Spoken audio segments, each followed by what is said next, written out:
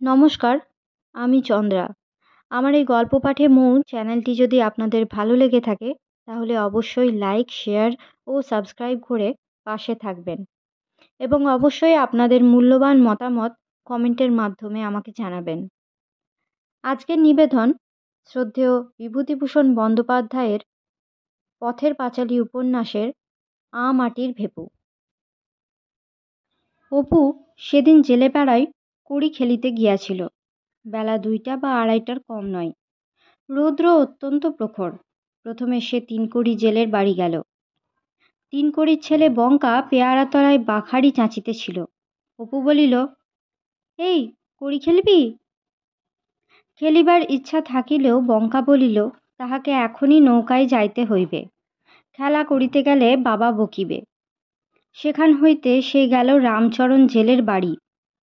রামচরণ দাওয়ায় বসিয়া তামাক খাইতেছিল। অপু বলিল, হৃদয় বাড়ি আছে? রামচরণ বলিল, হৃদয়কে কেন ঠাকুর, কড়ি খেলা বুঝি? এখন যাও, হৃদয় বাড়ি নেই। ঠিক দুপুরবেলায় ঘুরিয়া অপুর মুখ রাঙা হইয়া গেল। আরও কয়েক স্থানে বিফল মনোরথ হইয়া ঘুরিতে ঘুরিতে বাবুরাম পাড়ুইয়ের বাড়ির নিকটবর্তী তেঁতুলতলার কাছে আসিয়া তার মুখ আনন্দে উজ্জ্বল হইয়া উঠিল। তেঁতুলতলায় কড়ি খেলার আড্ডা খুব জমিয়াছে।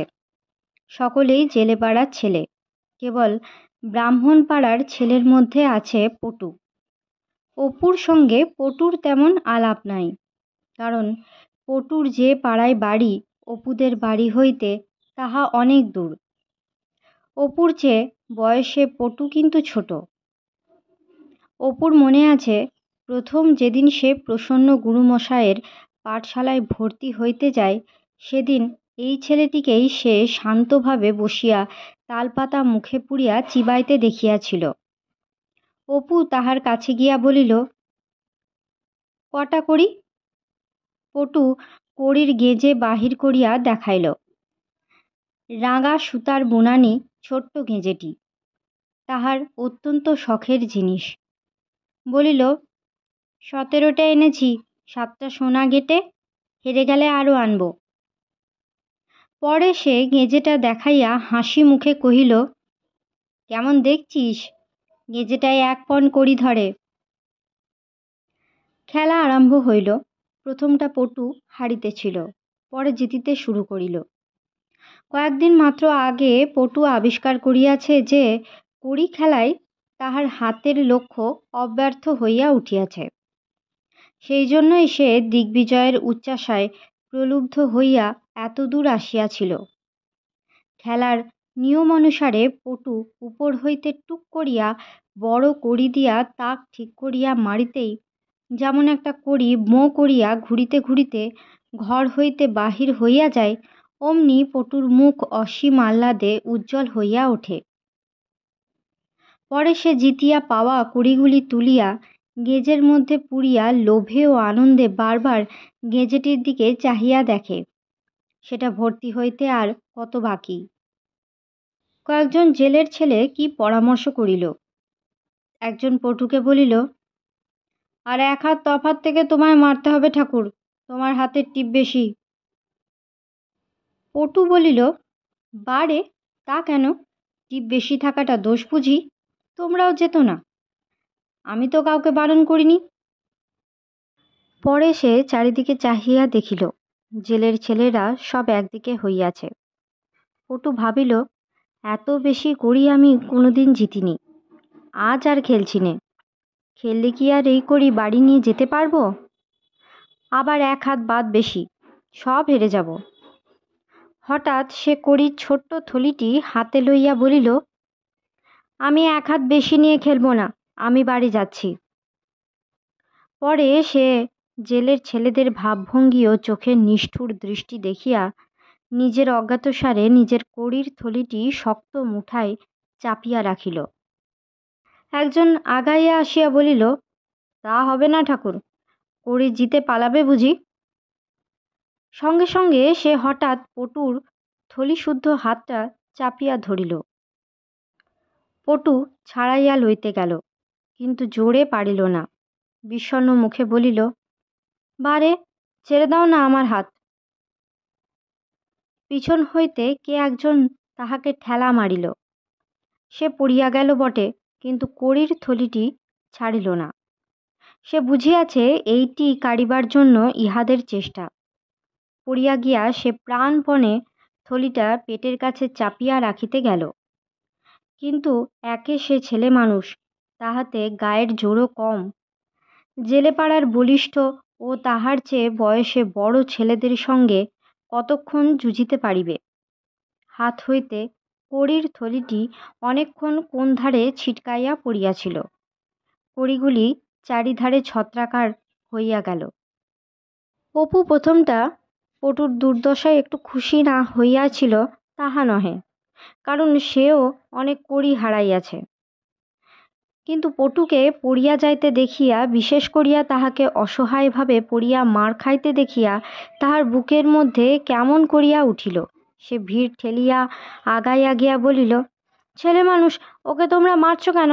বারে, ছেড়ে দাও, ছাড়ো। পরে সে পটুকে মাটি হইতে উঠাইতে গেল, কিন্তু পিছন হইতে কাহার হাতের ঘুষি খাইয়া খানিকক্ষণ সে চোখে কিছু দেখিতে পাইল না। তারপর ঠেলাঠেলিতে সেও মাটিতে পড়িয়া গেল। অপুকেও সেদিন বেদম মার খাইতে হইত নিশ্চয়ই, কারণ তাহার মেয়েলি ধরনের হাতে পায়ে কোনো জোর ছিল না। কিন্তু ঠিক সেই সময়ে নীরেন এই পথে আসিয়া পড়াতে বিপক্ষ দল সরিয়া পড়িল। পটুর লাগিয়াছিল খুব বেশি। নীরেন তাহাকে মাটি হইতে উঠাইয়া গায়ের ধুলা ঝাড়িয়া দিল। একটু সামলাইয়া লইয়াই সে চারিদিকে চাহিয়া দেখিতে লাগিল। ছড়ানো কড়িগুলার দু একটি ছাড়া বাকিগুলি অদৃশ্য, মাই কড়ির থলিটি পর্যন্ত। পরে সে অপুর কাছে সরিয়া আসিয়া জিজ্ঞাসা করিল, অপুদা, তোমার বেশি লাগেনি তো? এত দূরে ঠিক দুপুরবেলা জেলের ছেলেদের দলে মিশিয়া কড়ি খেলিতে আসিবার জন্য নীরেন দুজনকেই বকিল।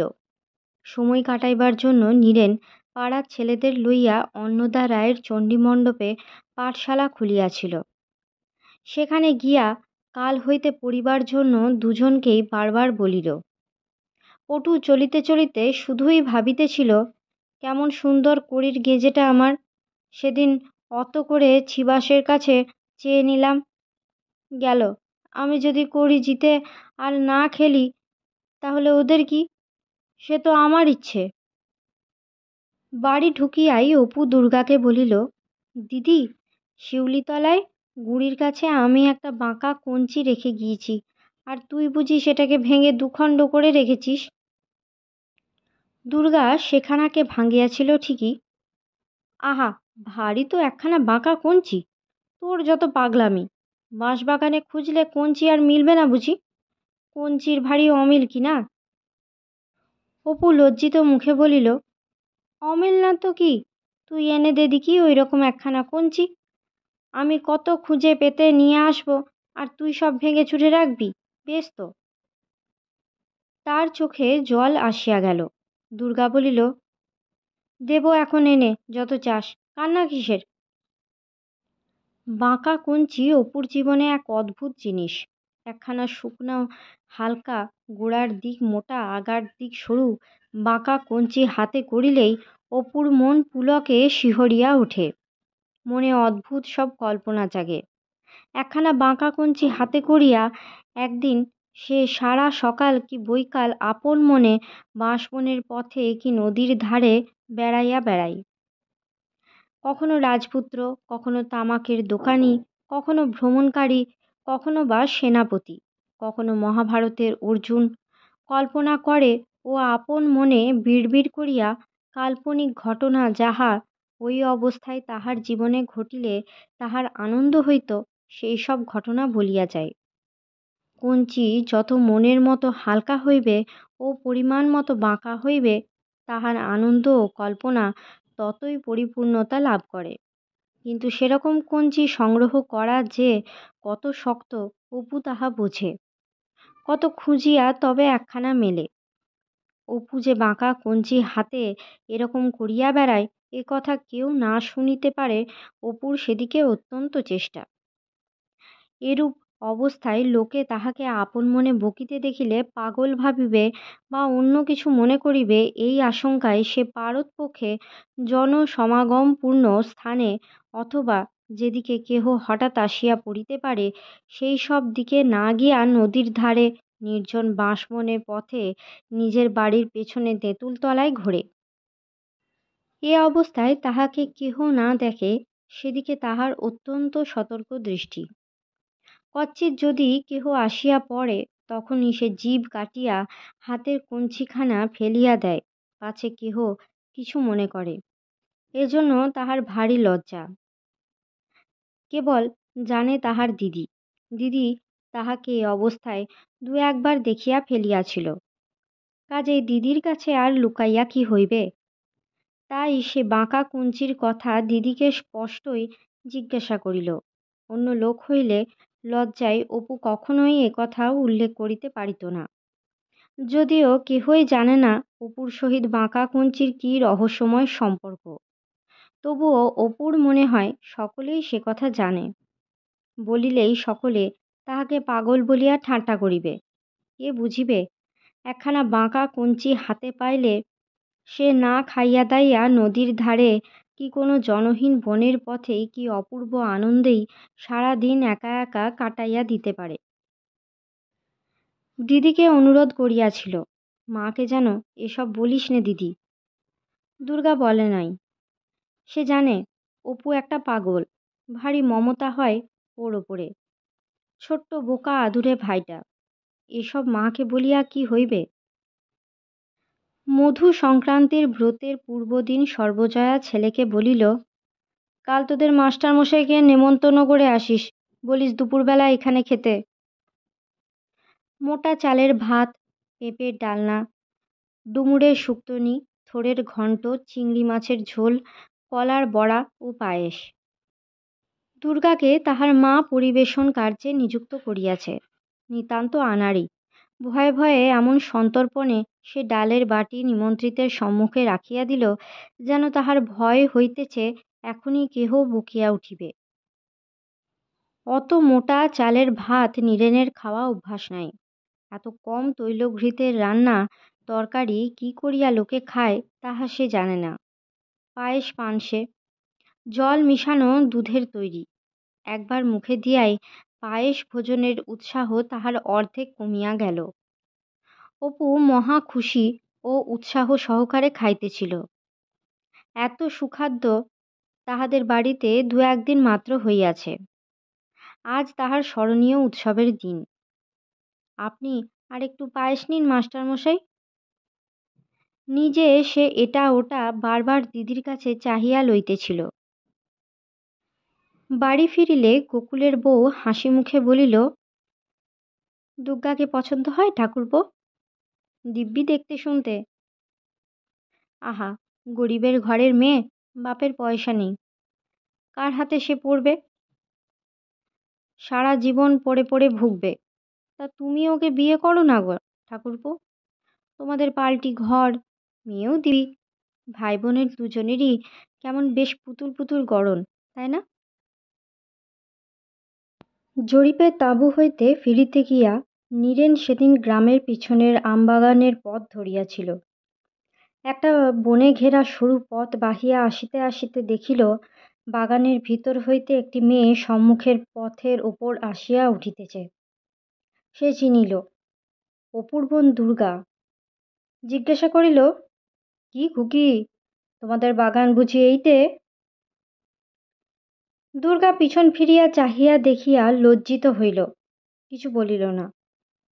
পরে সে পথের পাশে দাঁড়াইয়া নীরেনকে পথ ছাড়িয়া দিতে গেল। নীরেন বলিল, না না খুকি, তুমি চলো আগে আগে, তোমার সঙ্গে দেখা হয়ে ভালোই হলো। ওইদিকে একটা পুকুরের ধারে গিয়ে পড়েছিলাম, তারপর পথ খুঁজে হয়রান। যে বোন তোমাদের দেশে? দুর্গা যাইতে যাইতে হঠাৎ থামিয়া ঘাড় বাঁকাইয়া নীরেনের মুখের দিকে চাহিবার চেষ্টা করিল। সঙ্গে সঙ্গে তাহার কাপড়ের ভিতর হইতে কিসের ফল গোটা কতক পথের উপরে পড়িয়া গেল। নীরেন বলিল, কি যেন পড়ে গেল খুকি? কিসের ফল ওগুলো? দুর্গা নিচু হইয়া কুড়াইতে কুড়াইতে সংকুচিতভাবে বলিল, ও কিছু না, মেটে আলু। মেটে আলু? খেতে ভালো লাগে বুঝি? কি করে খায়?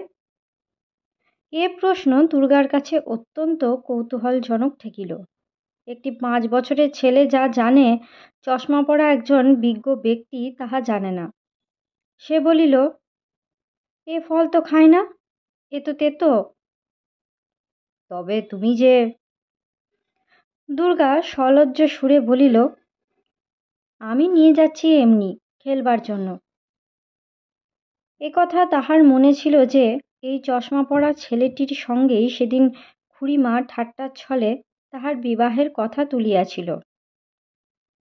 তাহার ভারী কৌতূহল হইতেছিল ছেলেটিকে সে ভালো করিয়া দেখে, কিন্তু মধু সংক্রান্তির ব্রতের দিনও তাহা সে পারে নাই, আজও পারিল না।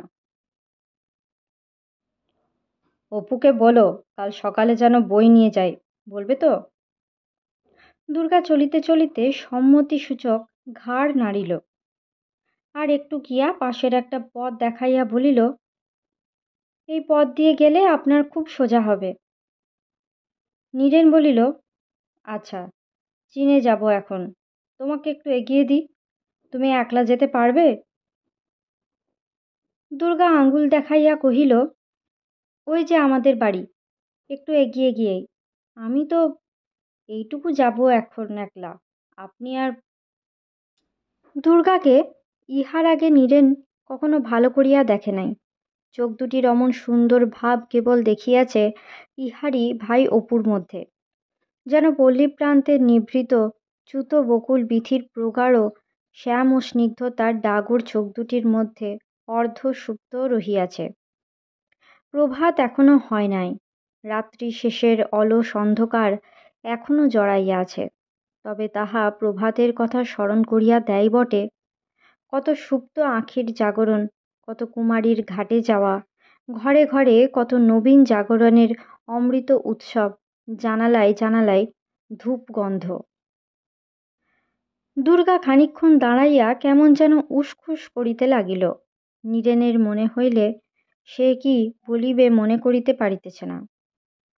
সে বলিল, না খুকি, তোমাকে আরেকটু এগিয়েই দিই। চলো, তোমাদের বাড়ির সামনে দিয়েই যাই।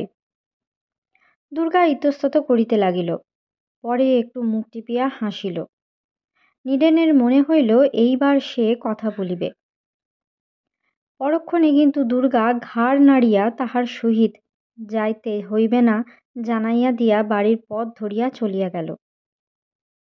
দুপুরবেলা ছাদে কাপড় তুলিতে আসিয়া গোকুলের বউ নীরেনের ঘরের দুয়ারে উঁকি দিয়া দেখিল, গরমে নীরেন বিছানায় শুইয়া খানিকটা এপাশ ওপাশ করিবার পর নিদ্রার আশা জলাঞ্জলি দিয়া মেঝেতে মাদুর পাতিয়া বাড়িতে পত্র লিখিতেছিল। গোকুলের বউ হাসিয়া বলিল, ঘুমোও নিজে ঠাকুরপো। আমি ভাবলাম ঠাকুরপো ঘুমিয়ে পড়েছে বুঝি, আজ মোচার ঘন্ট যে বড় খেলে না, পাতেই রেখে এলে, সেদিন তো সব খেয়েছিলে। আসুন বৌদি, মোচার ঘন্ট খাবো কি, বাঙালে কাণ্ড সব। যে ঝাল, তাতে খেতে বসে কি চোখে দেখতে পায় কোনটা ঘন্ট কোনটা কি? গোকুলের বউ ঘরের দুয়ারের গবরাটে মাথাটা হেলাইয়া ঠেস দিয়া অভ্যস্তভাবে মুখের নিচু দিকটা আঁচল দিয়া চাপিয়া দাঁড়াইল। ইস, ঠাকুরপো বড্ড শহুরে চাল দিচ্ছ যে, ওইটুকু ঝাল আর তোমাদের সেখানে কেউ খায় না? না, মাপ করবেন বৌদি, এতে যদি ওইটুকু হয় তবে আপনাদের বেশিটা একবার খেয়ে না দেখে আমি এখান থেকে যাচ্ছি না। যা থাকে কপালে, যাহা বাহান্ন তাহাই তিপান্ন, দিন একদিন চক্ষু লজ্জার মায়া কাটিয়ে যত খুশি লঙ্কা। ও মা, আমার কি হবে? চক্ষু লজ্জার ভয়েই শিলনোড়ার পাড় তুলে দিয়ে চুপ করে বসে আছি নাকি ঠাকুরপো? শোনো কথা ঠাকুরপোর, বলে কি না যাহা বাহান্ন। হাসির চোটে তাহার চোখে জল আসিয়া পড়িল। খানিকটা পরে সামলাইয়া বলিল, আচ্ছা, তোমাদের সেখানে গরম কেমন ঠাকুরপো? সেখানে? কোথায়?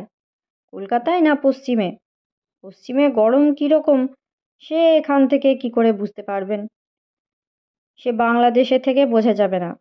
বৈশাখ মাসের দিকে রাত্রে কি কেউ ঘরের মধ্যে শুতে পারে?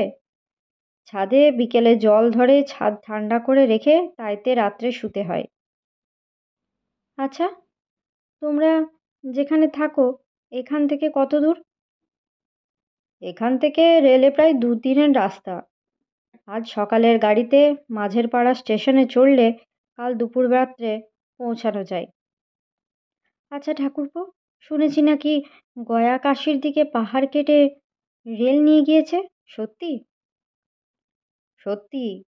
অনেক বড় বড় পাহাড়, ওপরে জঙ্গল, তার ভেতর দিয়ে যখন রেলগাড়ি যায় একেবারে অন্ধকার, কিছুই দেখা যায় না। গাড়ির মধ্যে আলো জ্বেলে দিতে হয়।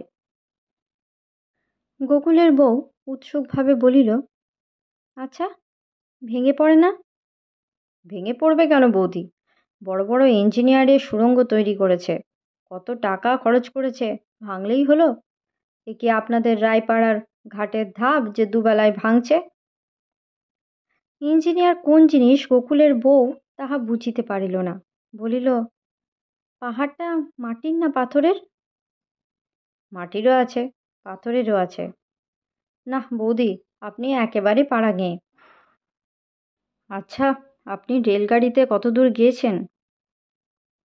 গোকুলের বউ আবার কৌতুকের হাসি হাসিয়া উঠিল। চোখ প্রায় বুজিয়া মুখ একটুখানি ওপরের দিকে তুলিয়া ছেলে মানুষের ভঙ্গিতে বলিল, ওহ, ভারী দূর গিয়েছি, একেবারে কাশী গয়া মক্কা গিয়েছি। সেই ও বছর পীর শাশুড়ি আর সতুর মার সঙ্গে আঙ্গরঘাটার যুগল কিশোর দেখতে গিয়েছিলাম। সেই আমার জন্মের মধ্যে কম রেলগাড়িতে চড়া। এই মেয়েটি অল্পক্ষণের মধ্যেই সামান্য সূত্র ধরিয়া তাহার চারিপাশে এমন একটা হাসি কৌতুকের জাল বুনিতে পারে যাহা নীরেনের ভালো লাগে। যে ধরনের লোকের মনের মধ্যে আনন্দের এমন অফুরন্ত ভাণ্ডার থাকে, যার কারণে অকারণে অন্তর্নিহিত আনন্দের উৎস মনের পাত্র উপচাইয়া পড়িয়া অপরকেও সংক্রামিত করিয়া তোলে, এই পল্লবধূটি সেই দলেরই একজন। আজকাল নীরেন মনে মনে ইহারই আগমনের প্রতীক্ষা করে, না আসলে নিরাশ হয়, এমনকি যেন একটু গোপন অভিমানও হইয়া থাকে। আচ্ছা বৌদি, আপনারা সবাই চলুন, একবার পশ্চিমে সব বেরিয়ে নিয়ে আসি। এ বাড়ির লোকে বেড়াতে যাবে পশ্চিমে? তুমিও যেমন ঠাকুরপো, তাহলে উত্তর মাঠের বেগুন খেতে চৌকি দেবে কে? কথার শেষে সে আর এক দফা ব্যঙ্গমিশ্রিত কৌতুকের হাসি হাসিয়া উঠিল।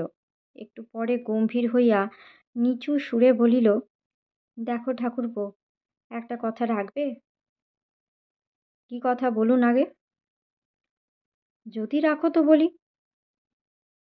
ও সাদা কাগজে সই করা আমার দ্বারা হবে না বৌদি, জানেন তো আইন পড়ি। আগে কথাটা শুনবো, তারপর কথার উত্তর দেব। গোকুলের বউ দুয়ার ছাড়িয়া ঘরের মধ্যে আসিল। কাপড়ের ভিতর হইতে একটা কাগজের মোড়ক বাহির করিয়া বলিল, এই মাকড়ি দুটো রেখে আমায় 5টা টাকা দেবে? নীরেন বিস্ময়ের সুরে বলিল, কেন বলুন তো? সে এখন বলবো না, দেবে ঠাকুরপো? আগে বলুন, টাকা দিয়ে কি হবে? নইলে কিন্তু। গোকুলের বউ নিম্ন সুরে বলিল, আমি এক জায়গায় পাঠাবো, দেখো তো এই চিঠিখানার উপরের ঠিকানাটা ইংরাজিতে কি লেখা আছে? নীরেন পড়িয়া বলিল, আপনার ভাই না বৌদি? চুপ চুপ, এবাড়ির কাউকে বলো না যেন। 5টা টাকা চেয়ে পাঠিয়েছে। কোথায় পাবো ঠাকুরপো? কীরকম পরাধীন জানো তো, তাই ভাবলাম এই মাকড়ি দুটো। টাকা 5টা দাও গিয়ে ঠাকুরপো। হতভাগা ছোড়াটির কি কেউ আছে ভূভারতে? গোকুলের বউয়ের গলার স্বর চোখের জলে ভারী হইয়া উঠিল। নীরেন বলিল, টাকা আমি দেব বৌদি, 5টা হয় 10টা হয়, আপনি যখন হোক শোধ দেবেন, কিন্তু মাকড়ি আমি নিতে পারবো না। গোকুলের বউ কৌতুকের ভঙ্গিতে ঘাড় ধুলায় হাসি মুখে বলল, তা হবে না ঠাকুরপো। বাহ, বেশ তো তুমি। তারপর আমি তোমার ঋণ রেখে মরে যাই আর তুমি। সে হবে না, ও তোমায় নিতেই হবে।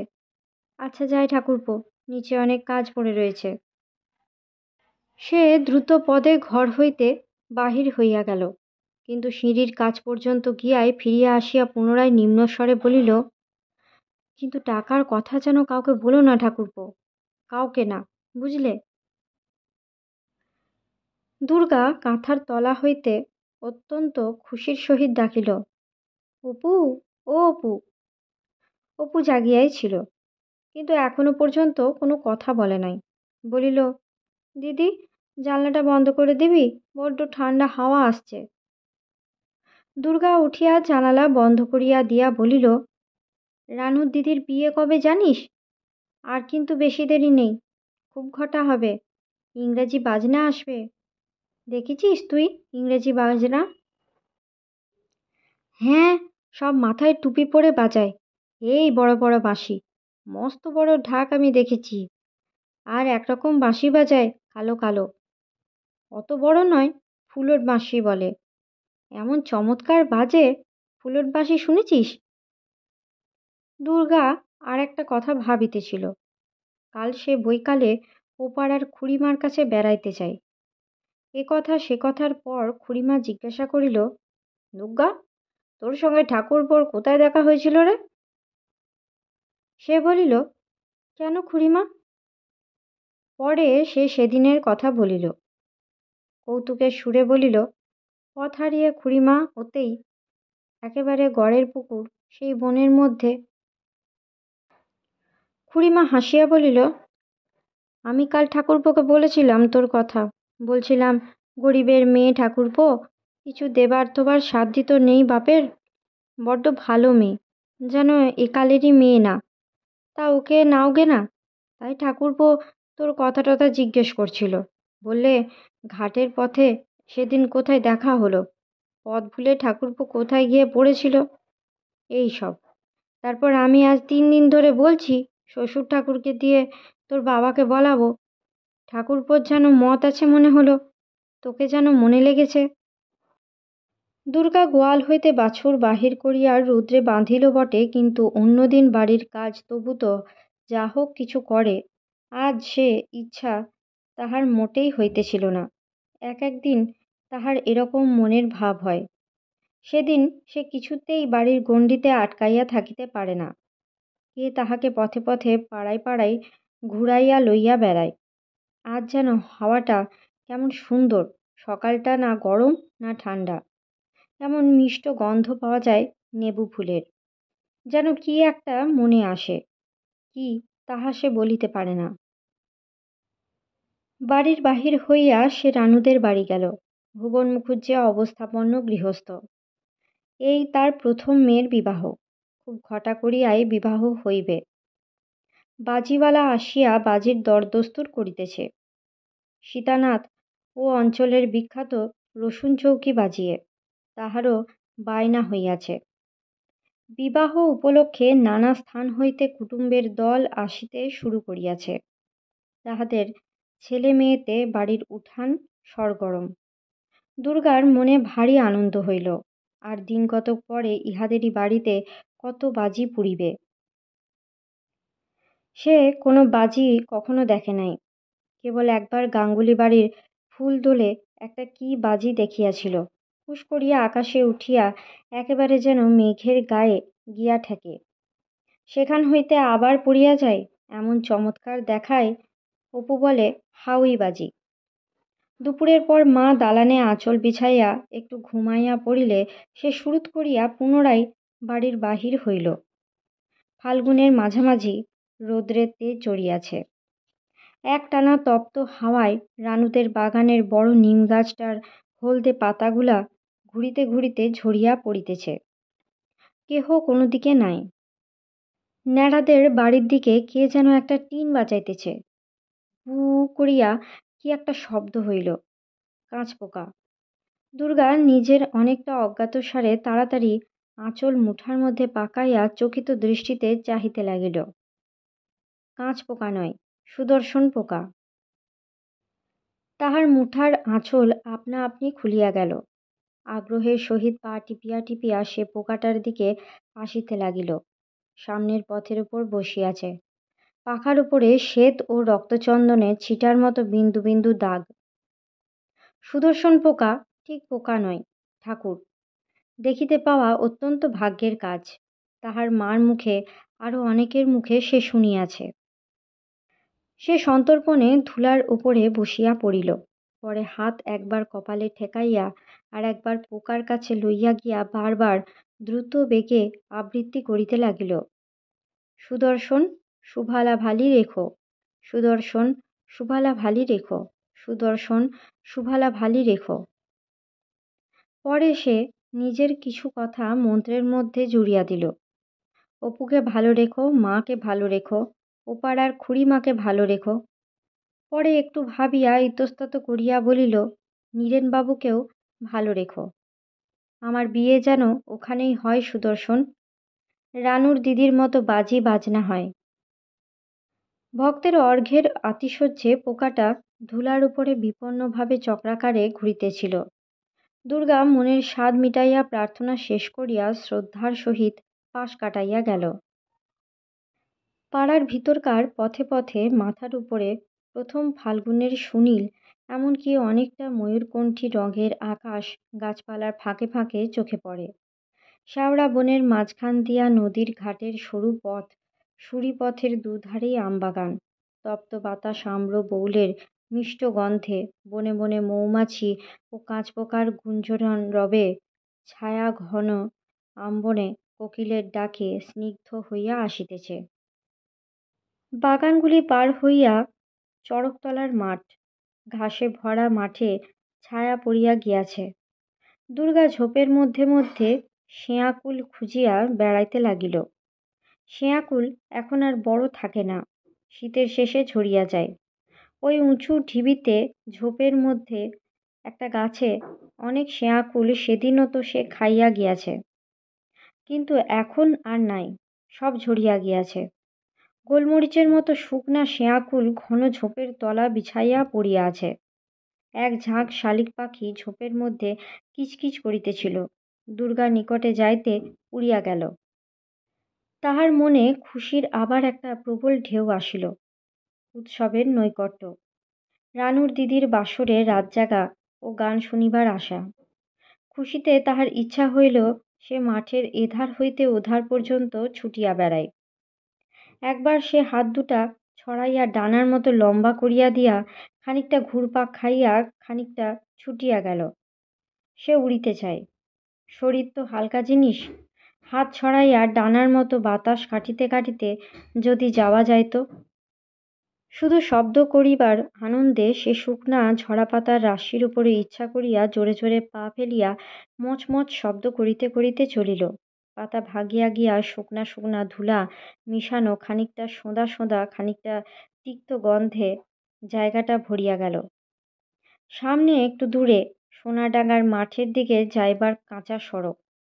একখানা গরুর গাড়ি ক্যাঁচ ক্যাঁচ শব্দে মাঠের পথের দিকে যাইতেছে। টাটকা কাটা কঞ্চির ঘেরা বাঁধিয়া তাহার উপরে কাঁথা ও ছেঁড়া লাল নকশা পাড় কাপড় ঘিরিয়া ছই তৈয়ারি করিয়াছে। ছইয়ের মধ্যে কাহাদের একটা ছোট মেয়ে একঘেয়ে একটানা ছেলে মানুষ ধরনে কাঁদিতে কাঁদিতে যাইতেছে। কোন গাঁয়ের চাষাদের মেয়ে বোধহয় বাপের বাড়ি হইতে শ্বশুর বাড়ি চলিয়াছে। দুর্গা অবাক হইয়া একদৃষ্টে গাড়িখানার দিকে চাহিয়া রইল। বিয়ের পর মা বাবা অপু সব ছাড়িয়া এই রকম কোথায় কত দূরে চলিয়া যাইতে হইবে হয়তো। যখন তখন সেখান হইতে তাহারা আসিতে দিবে কি? সে এতক্ষণ এ কথা ভাবিয়া দেখে নাই। এই বাগান, বাসক ফুলের ঝাড়, রাঙি গাইটা, উঠানের কাঁঠাল তলাটা, যাহা সে এত ভালোবাসে, এই শুকনা পাতার গন্ধ, ঘাটের পথ, এই সব ছাড়িয়া যাইতে হইবে চিরকালের জন্যে। ছইয়ের মধ্যের ছোট্ট মেয়েটা বোধহয় সেই দুঃখেই কাঁদিতেছে। কাঁচা সড়কটা ছাড়াইয়া আর একটা ছোট্ট পোড়ো মাঠ পার হইলেই নদী। ওপারের জেলেরা কি মাছ ধরিতেছে, খয়রা। এপারে আসিলে 2 পয়সার মাছ কিনিয়া বাড়ি লইয়া যাইত। অপু খয়রা মাছ খাইতে বড় ভালোবাসে। বাড়ি ফিরিয়া সন্ধ্যার পর সে অনেকক্ষণ ধরিয়া পুতুলের বাক্স গোছাইল। ঘরের মেঝেতে তাহার মা তেল পুড়িতে গিয়া অনেকটা কেরোসিন তেল ফেলিয়া দিয়াছে, তাহার গন্ধ বাহির হইতেছে। হাওয়াটা যেন একটু গরম। পুতুল গুছানো প্রায় শেষ হইয়াছে। অপু আসিয়া বলিল, তুই বুঝি আমার বাক্স থেকে ছোট আরশিখানা বের করে নিয়েছিস দিদি? হুম, আরশি তো আমার। আমি তো আগে দেখতে পেয়েছিলাম, তক্তপোশের নিচে পড়েছিল। যাও, আমি আরশি আমার বাক্সে রাখবো। ব্যাটা ছেলে আবার আরশি নিয়ে কি হবে? বারে, তোমার আরশি বই কি? ও পাড়ার খুড়িমাদের বাড়ি থেকে মা তো কি বেডটোতে আরশি এনেছিল। আমি তো আগেই মার কাছ থেকে চেয়ে নিয়েছিলাম। না দিদি, দাও। কথা শেষ করিয়াই সে দিদির পুতুলের বাক্সের কাছে বসিয়া পড়িয়া তাহার মধ্যে আরশি খুঁজিতে লাগিল। দুর্গা ভাইয়ের গালে এক চড় লাগাইয়া দিয়া বলিল, দুষ্ট কোথাকার! আমি পুতুল গুছিয়ে রাখছি আর উনি হান্ডুল পান্ডুল করছেন। যা, আমার বাক্সে হাত দিতে হবে না তোমায়। দেব না আমি আরশি। কিন্তু কথা শেষ না হইতেই অপু ঝাঁপাইয়া তাহার ঘাড়ের উপর পড়িয়া তাহার রুক্ষ চুলের গোছা টানিয়া আঁচড়াইয়া কামড়াইয়া তাহাকে অস্থির করিয়া তুলিল। কান্না আটকানো গলায় বলিতে লাগিল, কেন তুমি আমাকে মারবে? আমার লাগে না বুঝি? দাও আমাকে। মাকে বলে দেব লক্ষ্মীর চুপড়ি থেকে আলতা চুরি করেছ। আলতা চুরির কথায় দুর্গা খেপিয়া গেল। ভাইয়ের কান ধরিয়া তাহাকে ঝাঁকুনি দিয়া উপরি উপরি পটাপট কয়েকটা চড় দিতে দিতে বলিল, আলতা নিয়েছি? আমি আলতা নিয়েছি? লক্ষ্মী ছাড়া দুষ্টু বাঁদর! আর তুমি যে লক্ষ্মীর চুপড়ির গা থেকে কড়িগুলো খুলে লুকিয়ে রেখেছ, মাকে বলে দেব না? চিৎকার, কান্না ও মারামারির শব্দ শুনিয়া সর্বজয়া ছুটিয়া আসিল। ততক্ষণে দুর্গা অপুর কান ধরিয়া তাহাকে মাটিতে প্রায় শোয়াইয়া ফেলিয়াছে। অপুও প্রাণপণে দুর্গার চুলের গোছা মুঠি পাকাইয়া টানিয়া এরূপ ধরিয়া আছে যে দুর্গার মাথা তুলিবার ক্ষমতা নাই। অপুর লাগিল বেশি। সে কাঁদিতে কাঁদিতে বলিল, দেখো না মা, আমার আরশিখানা বাস্ক থেকে বের করে নিজের বাক্সে রেখে দিয়েছে, দিচ্ছে না। এমন চড় মেরেছে গালে। দুর্গা প্রতিবাদ করিয়া বলিল, না মা, দেখো না, আমার পুতুলের বাক্স গোছাচ্ছি, ও এসে সেগুলো সব। সর্বজয়া আসিয়া মেয়ের পিঠের উপরে দুম দুম করিয়া সজোরে কয়েকটি কিল বসাইয়া দিয়া বলিল, ধাড়ি মেয়ে, কেন তুই ওর গায়ে হাত দিবি যখন তখন? ওতে আর তোতে অনেক তফাৎ জানিস? আরশি, আরশি তোমায় কোন পিণ্ডিতে লাগবে শুনি? কথায় কথায় উনি যান ওকে তেড়ে মারতে। মরণ আর কি, পুতুলের বাস্ক, রোসো।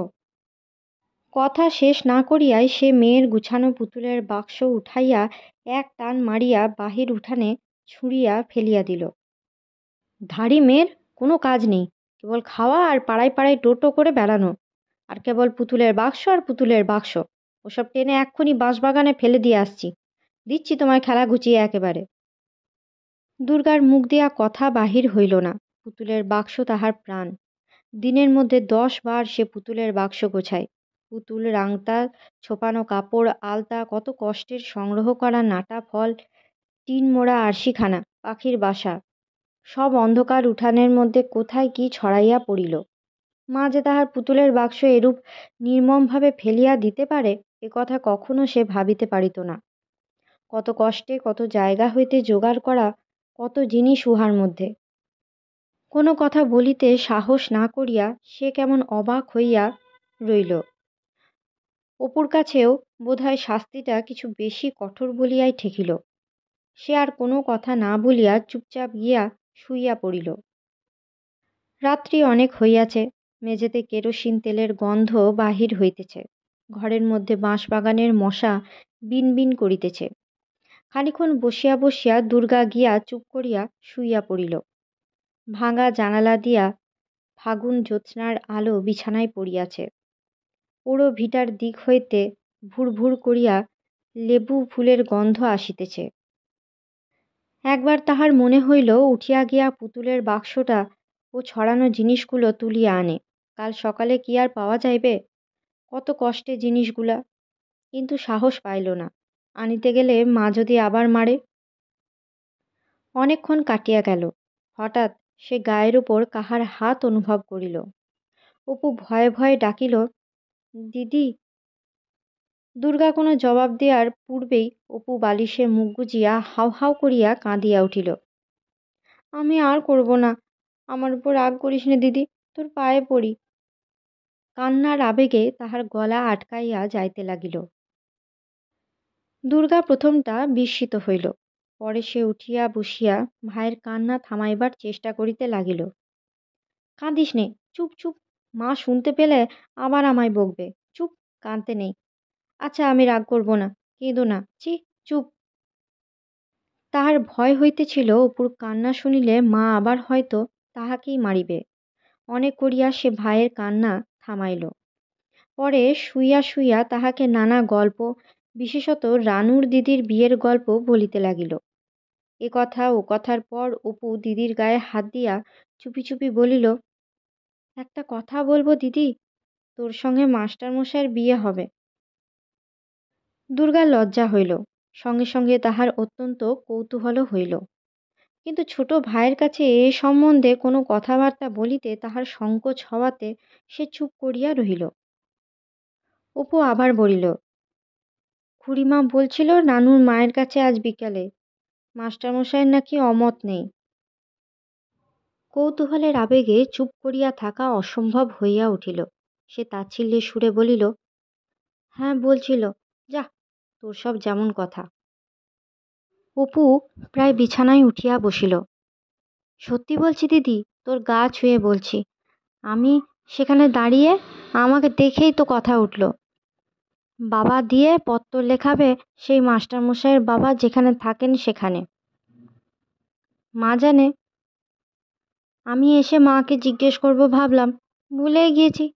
জিজ্ঞেস করব দিদি, মা বোধহয় শোনেনি। কাল খুড়িমা মাকে ডেকে নিয়ে বলবে বলছিল। পরে সে বলিল, তুই কত রেলগাড়ি চড়বি দেখিস, মাস্টারমশাইরা থাকেন এখান থেকে অনেক দূরে, রেলে যেতে হয়। দুর্গা চুপ করিয়া রহিল। সে রেলগাড়ির ছবি দেখিয়াছে। অপুর একখানা বইয়ের মধ্যে আছে, খুব লম্বা, অনেকগুলা চাকা, সামনের দিকে কল, সেখানে আগুন দেওয়া আছে, ধোঁয়া ওড়ে। রেলগাড়িখানা আগাগোড়া লোহার, চাকাও তাই। গরুর গাড়ির মতো কাঠের চাকা নয়। রেল লাইনের ধারে কোনো খড়ের বাড়ি নাই, থাকিতে পারে না, পুড়িয়া যায়। রেলগাড়ি যখন চলে তখন তাহার নল হইতে আগুন বাহির হয় কি না। সে ভাইয়ের গায়ে হাত বুলাইয়া বলিল, তোকেও সঙ্গে করে নিয়ে যাব। তাহার পর দুজনেই চুপ করিয়া ঘুমাইবার জোগাড় করিল। ঘুমাইতে গিয়া একটা কথা বারবার দুর্গার মনে হইতেছিল। ঠাকুর সুদর্শন তাহার কথা শুনিয়াছে, আজই তো সুদর্শনের কাছে সে। ঠাকুরের বড্ড দয়া, মা তো ঠিক কথা বলে। অপু বলিল, লীলাদির সঙ্গে কেমন চমৎকার শাড়ি কেনা হয়েছে। আজ লীলাদির কাকা বিয়ের জন্য কিনে এনেছে রানাঘাট থেকে, সেজো জেঠিমা বললে, বালুচরের শাড়ি। দুর্গা হাসি মুখে বলিল, একটা ছড়া জানিস? পিসি বলতো, বালুচরের বালুচরে একটা কথা কই, মোষের পেটে ময়ূর ছানা দেখে এলাম সই। অপু কাউকে এ কথা কখনো বলে নাই, তাহার দিদিকেও না। সেদিন চুপি চুপি দুপুরে সে যখন তাহার বাবার ওই বই বোঝার কাঠের সিন্দুকটা লুকাইয়া খুলিয়াছিল, সিন্দুকটার মধ্যের একখানা বইয়ের মধ্যেই এই অদ্ভুত কথাটার সন্ধান পাইয়াছে। উঠানের ওপর বাঁশঝাড়ের ছায়া তখন পূর্ব পশ্চিমে দীর্ঘ হয় নাই। ঠিক দুপুরে সোনাডাঙ্গার তেপান্তর মাঠের সেই প্রাচীন অশ্বত্থ গাছের ছায়ার মতো এক জায়গায় এক রাশ ছায়া জমাট বাঁধিয়া ছিল। একদিন সে দুপুরবেলা বাপের অনুপস্থিতিতে ঘরের দরজা বন্ধ করিয়া চুপি চুপি বইয়ের বাক্সটা লুকাইয়া খুলিল। অধীর আগ্রহের সহিত সে এ বই ও বই খুলিয়া খানিকটা করিয়া ছবি দেখিতে এবং খানিকটা করিয়া বইয়ের মধ্যে ভালো গল্প লেখা আছে কি না দেখিতে লাগিল। একখানা বইয়ের মলাট খুলিয়া দেখিল নাম লেখা আছে সর্বদর্শন সংগ্রহ। ইহার অর্থ কি, বইখানা কোন বিষয়ের, তাহা সে বিন্দু বিসর্গও বুঝিল না। বইখানা খুলিতেই একদল কাগজ কাটা পোকা নিঃশব্দে বিবর্ণ মার্বেল কাগজের নিচে হইতে বাহির হইয়া ঊর্ধ্বশ্বাসে যেদিকে দুই চোখ যায় দৌড় দিল। অপু বইখানা নাকের কাছে লইয়া গিয়া ঘ্রাণ লইল। কেমন পুরনো পুরনো গন্ধ। মেটে রঙের পুরু পুরু পাতাগুলার এই গন্ধটা তাহার বড় ভালো লাগে। গন্ধটায় কেবল বাবার কথা মনে করাইয়া দেয়। যখনই এ গন্ধ সে পায় তখনই কি জানি কেন তাহার বাবার কথা মনে পড়ে। অত্যন্ত পুরনো মার্বেল কাগজের বাঁধাই করা মলাটের নানা স্থানে চটা উঠিয়া গিয়াছে। এই পুরনো বইয়ের উপর তাহার প্রধান মোহ। সেজন্য সে বইখানা বালিশের তলায় লুকাইয়া রাখিয়া অন্যান্য বই তুলিয়া বাক্স বন্ধ করিয়া দিল। লুকাইয়া পড়িতে পড়িতে এই বইখানিতেই একদিন সে পড়িল বড় অদ্ভুত কথাটা। হঠাৎ শুনিলে মানুষ আশ্চর্য হইয়া যায় বটে, কিন্তু ছাপার অক্ষরে বইখানার মধ্যে এই কথা লেখা আছে সে পড়িয়া দেখিল। বারুদের গুণ বর্ণনা করিতে করিতে লেখক লিখিয়াছেন, শকুনির ডিমের মধ্যে পারদ পুড়িয়া কয়েকদিন রৌদ্রে রাখিতে হয়, পরে সেই ডিম মুখের ভিতর পুড়িয়া মানুষ ইচ্ছা করিলে শূন্য মার্গে বিচরণ করিবার ক্ষমতা প্রাপ্ত হয়। অপু নিজের চক্ষুকে বিশ্বাস করিতে পারিল না। আবার পড়িল, আবার পড়িল। পরে নিজের ডালা ভাঙা বাক্সটার মধ্যে বইখানা লুকাইয়া রাখিয়া বাহিরে গিয়া কথাটা ভাবিতে ভাবিতে সে অবাক হইয়া গেল। দিদিকে জিজ্ঞাসা করে, শকুনিরা বাসা বাঁধে কোথায় জানিস দিদি? তাহার দিদি বলিতে পারে না। সে পাড়ার ছেলেদের সতু, নীলু, কিনু, পটল, ন্যাড়া সকলকে জিজ্ঞাসা করে। কেউ বলে সে এখানে নয়, উত্তর মাঠে উঁচু গাছের মাথায়। তাহার মা বকে, এই দুপুরবেলা কোথায় ঘুরে বেড়াস? অপু ঘরে ঢুকিয়া শুইবার ভান করে বইখানা খুলিয়া সেই জায়গাটা আবার পড়িয়া দেখে। আশ্চর্য, এত সহজে উড়িবার উপায়টা কেউ জানে না। হয়তো এই বইখানা আর কাহারও বাড়ি নাই, শুধু তাহার বাবারই আছে। হয়তো এই জায়গাটা আর কেহ পড়িয়া দেখে নাই, শুধু তাহারই চোখে পড়িয়াছে এতদিনে। বইখানার মধ্যে মুখ গুজিয়া আবার সে আঘ্রাণ লয় সেই পুরনো পুরনো গন্ধটা। এই বইয়ে যাহা লেখা আছে তাহার সত্যতা সম্বন্ধে তাহার মনে আর কোনো অবিশ্বাস থাকে না। পারদের জন্য ভাবনা নাই। পারদ মানে পাড়া সে জানে।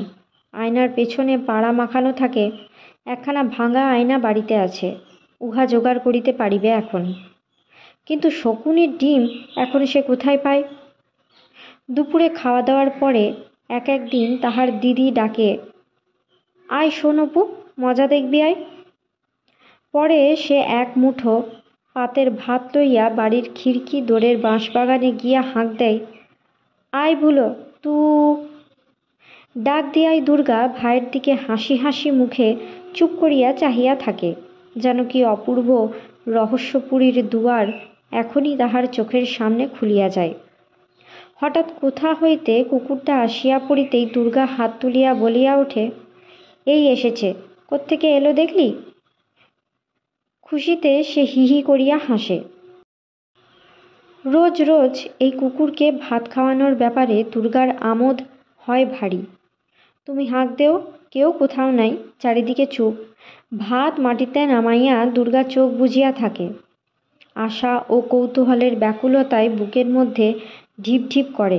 মনে মনে ভাবে, আজ ভুলো আসবে না বোধহয়। দেখি দেখি কোত্থেকে আসে, আজ কি আর শুনতে পেয়েছে?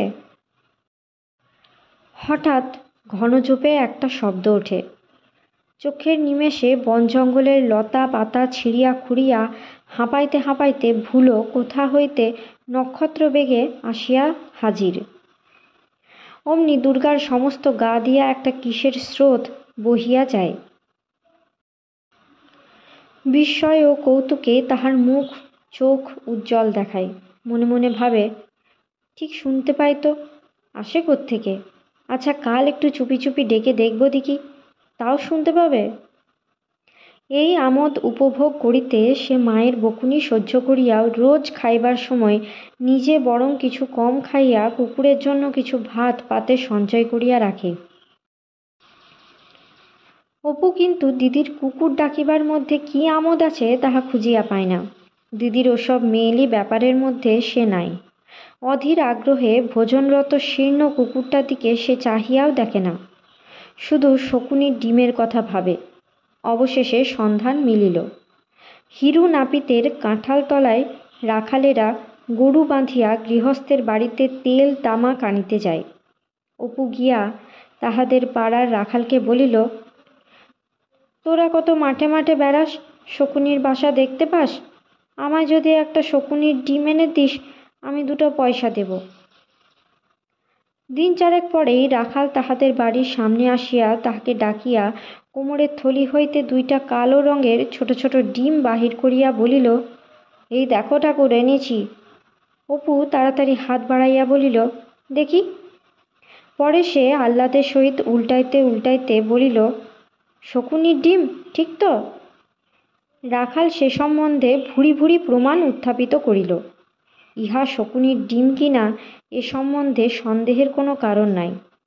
সে নিজের জীবন বিপন্ন করিয়া কোথায় কোনো উঁচু গাছের মগডাল হইতে ইহা সংগ্রহ করিয়া আনিয়াছে, কিন্তু 2 আনার কমে দিবে না। পারিশ্রমিক শুনিয়া অপু অন্ধকার দেখিল। বলিল, 2 পয়সা দেব, আর আমার কড়িগুলো নিবি? সব দিয়ে দেব। 1 টিনের ঠোঙা করি, সব। এই এত বড় বড় সোনা গেটে, দেখবি, দেখাবো। রাখালকে সাংসারিক বিষয়ে অপুর অপেক্ষা অনেক হুঁশিয়ার বলিয়াই মনে হইল। সে নগদ পয়সা ছাড়া কোনো রকমেই রাজি হয় না। অনেক দরদস্তুরের পর আসিয়া 4 পয়সায় দাঁড়াইল। অপু দিদির কাছে চাহিয়া চিন্তিয়া 2 পয়সা জোগাড় করিয়া তাহাকে চুকাইয়া দিয়া ডিম 2টি লইল। তাহা ছাড়া রাখাল কিছু কড়িও লইল। এই কড়িগুলা অপুর প্রাণ। অর্ধেক রাজত্ব ও রাজকন্যার বিনিময়েও সে এই কড়ি কখনো হাতছাড়া করিত না অন্য সময়। কিন্তু আকাশে উড়িবার আমোদের কাছে কি আর বেগুন বিচি খেলা? ডিমটা হাতে করিয়া তাহার মনটা যেন ফুঁ দেওয়া রবারের বেলুনের মতো হালকা হইয়া ফুলিয়া উঠিল। সঙ্গে সঙ্গে যেন একটু সন্দেহের ছায়া তাহার মনে আসিয়া পৌঁছিল। এটুকু এতক্ষণ ছিল না। ডিম হাতে পাওয়ার পর হইতে যেন কোথা হইতে ওটুকু দেখা দিল খুব অস্পষ্ট। সন্ধ্যার আগে আপন মনে ন্যাড়াদের জাম গাছের কাটা গুড়ির উপরে বসিয়া সে ভাবিতে লাগিল, সত্যি সত্যি উড়া যাইবে তো? সে উড়িয়া কোথায় যাইবে? মামার বাড়ির দেশে? বাবা যেখানে আছে সেখানে? নদীর ওপারে? শালিক পাখি ময়না পাখির মতো ওই আকাশের গায়ে তারাটা যেখানে উঠিয়াছে? সেই দিনই কি তাহার পর দিন সন্ধ্যার একটু আগে দুর্গা সলিতার জন্য ছেঁড়া ন্যাকড়া খুঁজিতেছিল। তাকের হাঁড়ি কলসির পাশে গোজা সলিতা পাকাইবার ছেঁড়া খোড়া কাপড়ের টুকরোর তাল হাতড়াইতে হাতড়াইতে কি যেন ঠক করিয়া তাহার পেছন হইতে গড়াইয়া মেজের উপরে পড়িয়া গেল। ঘরের ভিতর অন্ধকার, ভালো দেখা যায় না। দুর্গা মেঝে হইতে উঠাইয়া লইয়া বাহিরে আসিয়া বলিল, ও মা, কিসের 2 বড় বড় ডিম এখানে? পুড়ে একেবারে গুঁড়া হইয়া গিয়াছে। দেখেছ কি পাখির ডিম পড়েছে ঘরের মধ্যে মা? তাহার পর কি ঘটিল সে কথা না তোলাই ভালো। অপু সেদিন রাত্রে খাইল না। কান্না, হৈ হৈ কাণ্ড। তাহার মা ঘাটে গল্প করে, ছেলেটা যে কি কাণ্ড! ও মা, এমন কথা তো কখনো শুনিনি। শুনছো সেজ ঠাকুরজি, শকুনির ডিম নিয়ে নাকি মানুষে উঠতে পারে। ওই ওদের বাড়ির রাখাল ছোড়াটা, বদমায়েশের ধাড়ি, তাকে বুঝি বলেছে সে কোত্থেকে 2 কাকের না কিসের ডিম এনে পেড়েছে। এও নাও শকুনের ডিম। তাই নাকি আবার 4 পয়সা দিয়ে কিনেছে তার কাছে। ছেলেটা যে কি বোকা সে আর তোমার কাছে কি বলবো সেজ ঠাকুরজি। কি করি যে ছেলে নিয়ে আমি! কিন্তু বেচারি সর্বজয়া কি করিয়া জানিবে? সকলেই তো কিছু সর্বদর্শন সংগ্রহ পড়ে নাই। বা সকলেই কিছু পারদের গুণও জানে না। আকাশে তাহা হইলে তো সকলেই উড়িত। আজকের মতো গল্প পাঠ এই পর্যন্ত। পরবর্তী অংশ নিয়ে আসবো পরবর্তী ভিডিওতে। সকলে ভালো থাকবেন, সুস্থ থাকবেন এবং পাশে থাকবেন। নমস্কার।